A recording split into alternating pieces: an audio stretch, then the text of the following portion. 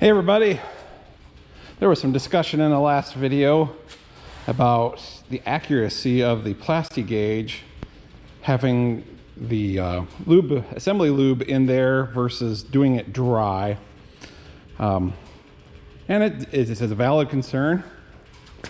And so I thought I'd do a little experiment, and I'm gonna pull this front main off, dry it off, and put a piece of, Plasti-gauge in there and torque it back down, see how that comes, then re-lube it, do it again, and then eventually put it back together again. But just to see how much difference there is between dry and lubed. Motor oil might be different yet because it's thinner than this assembly lube. But let's get started.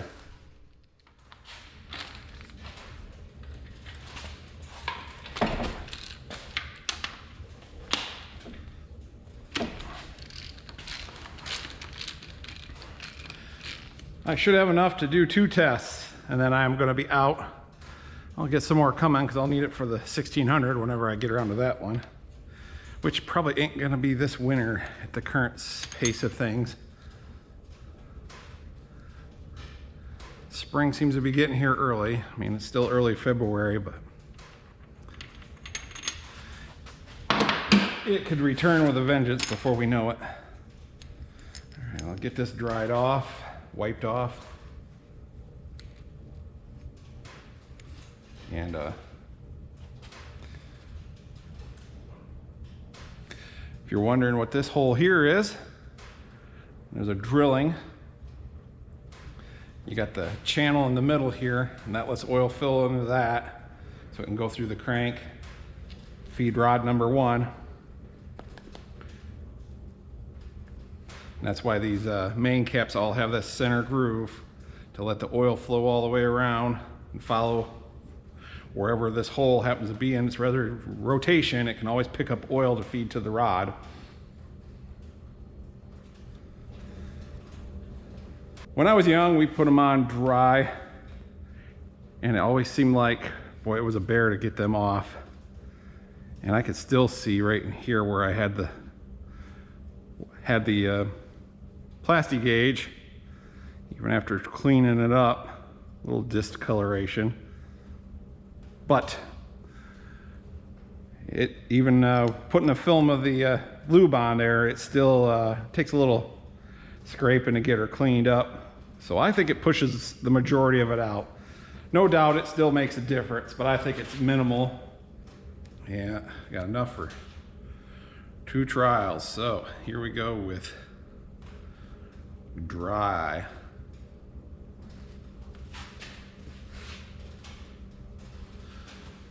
Bearings wiped off. It does have, residue.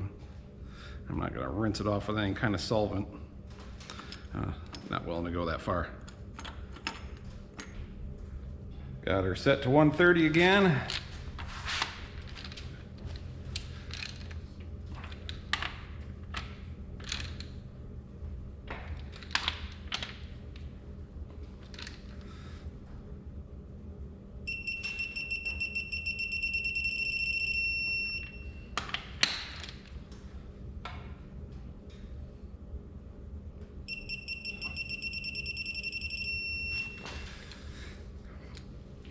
Well, the sad part is this thing only goes up to about 150 foot-pounds, so I'm not going to be able to use it for the head bolts, but I can use it to take these back out. Duh.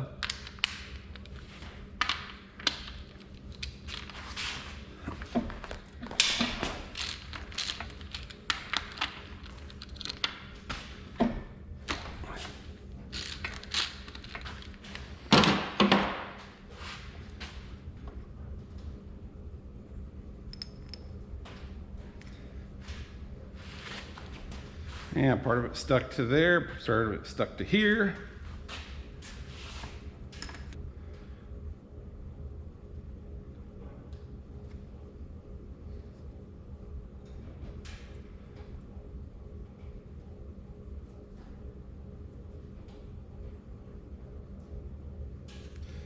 Yeah, I'd say right about 3 thousandths. It's about the same width.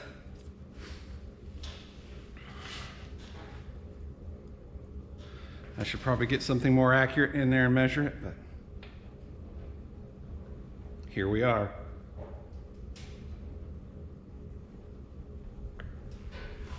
So we'll get that on there just like before, or somewhere close. Last piece of red Plasti-gauge. Hopefully I've got it in the same spot. Should be the, you know. That's looking good.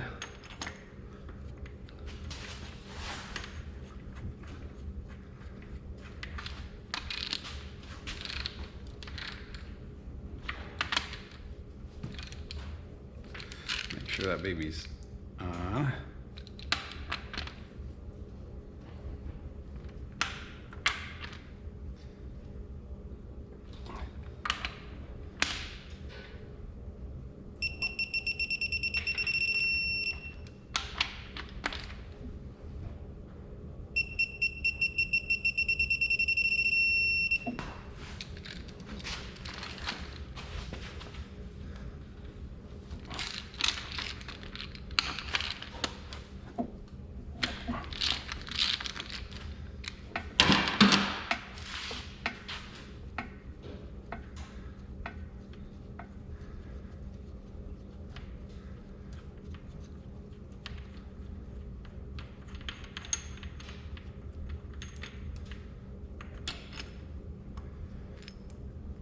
It's looking about the same.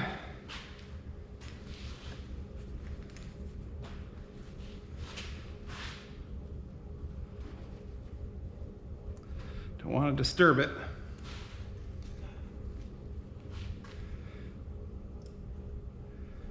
Yeah, it's coming right in at that 3/1000ths mark.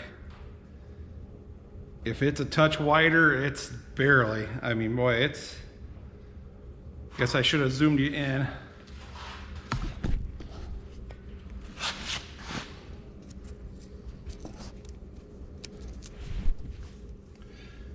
There. Yeah, she's pretty much at 3/1000ths there. That's what it was. It, like I say, it might be a skosh wider. Sorry, I didn't think to grab the camera. So, I'm saying, even with something as thick as this, the difference is minimal for an application like an engine like we're doing here. So I'm confident with the readings I got after doing that experiment. I'm glad I did. Now, it was a valid question, and I would kind of wondered it myself, and I just know it's, well, this one side was dry, so it still sticks to the crank, but the bearing shell's much easier to clean up with that film of oil. So the fact it doesn't stick to it means there is a slight difference. That super duper thin layer of oil is staying between the Plasti-gauge and the bearing and keeping it from sticking.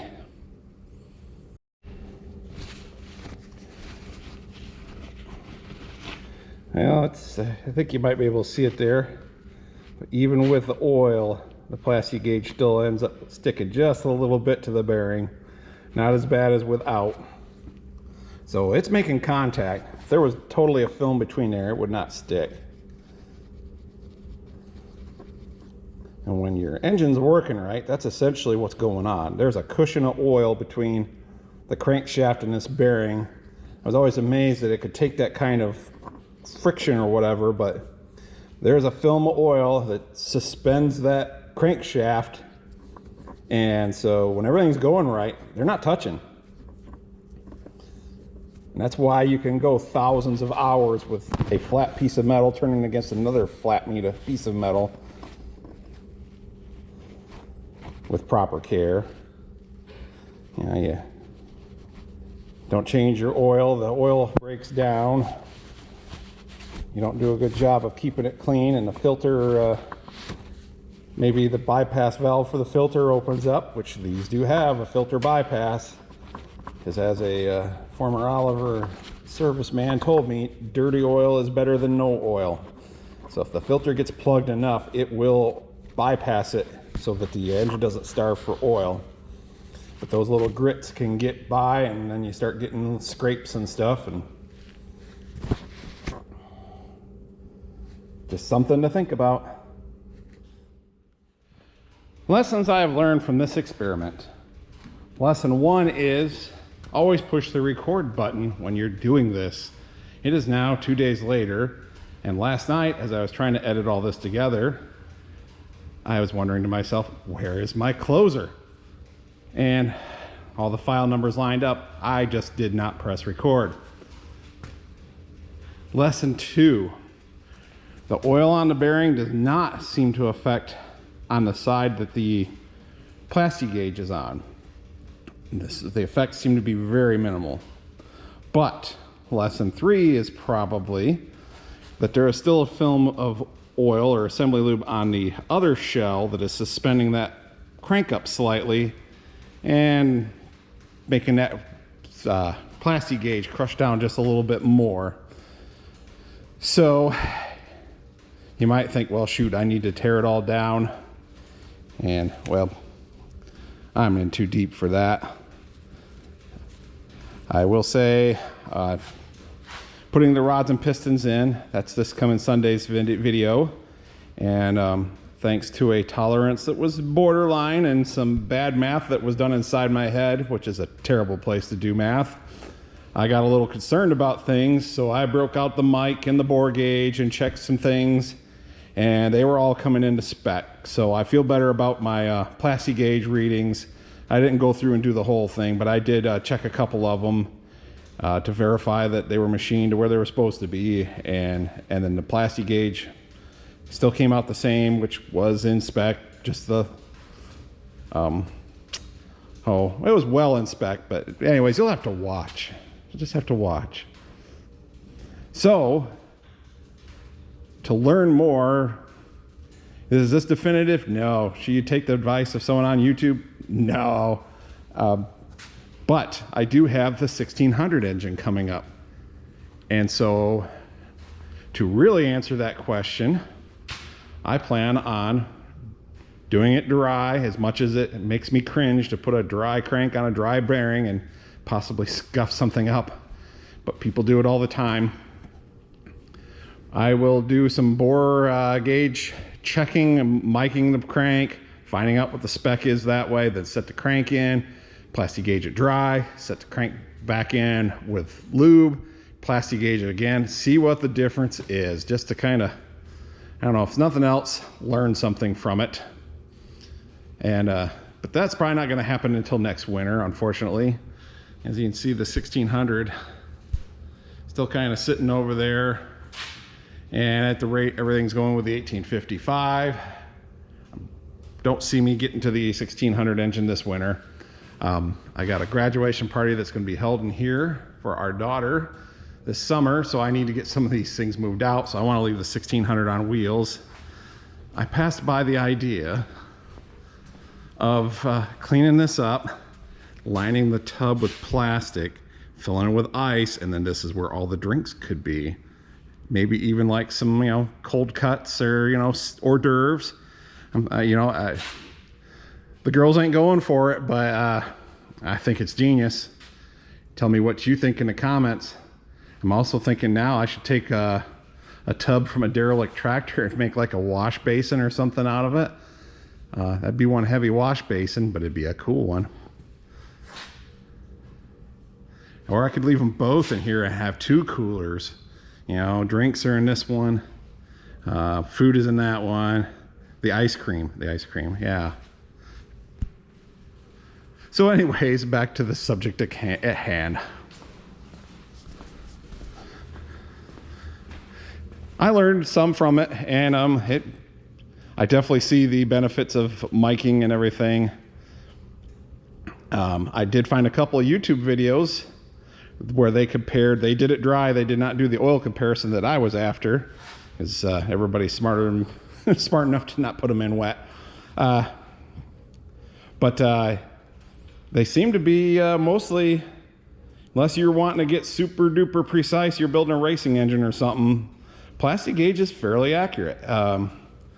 Some people say yes, some people say no. I'm sure we can find videos that go either way, but it's an interesting subject, and it's mostly checking all this stuff. I'm not a machinist, so all I'm doing is checking to make sure everybody else did their job right. And they can still do their job right, and things would be wrong if the machine shop that ground the crank grinds it a little farther, you know, to the looser end, the smaller diameter of that spec, it's still in spec. But then the guy that did the block, if that's part of the problem of not having the same guy doing all my stuff, but he is not set up for cranks. But say he grinds, does the line bore, and that's a little on the loose side, or the rod ends, or he bores them out to the larger end of spec. Well, now you got smaller end and larger end, and all of a sudden you got a big gap. You could go the other way. Tighter end on the rod, larger end of specs on the journal. All of a sudden you got a tight bearing. So, and everybody did their job. They're all in spec, but they're just on the outer edge of specs. It kind of, there's a word for, what is it? Tolerance buildup or something like that. So that's why we check this stuff. We're checking everybody else's work and seeing how close they got it to make sure it's right. And then you guys can check my work by watching videos and laughing. So that is it for this one. Hopefully you gained something out of it. I did. Probably that I need to be more vigilant if anything, but after as you'll see in the next video, double checking some of the stuff, I feel confident that everything's in good shape here. So we're gonna keep moving forward on it. And I appreciate you watching. We will see you in the next one.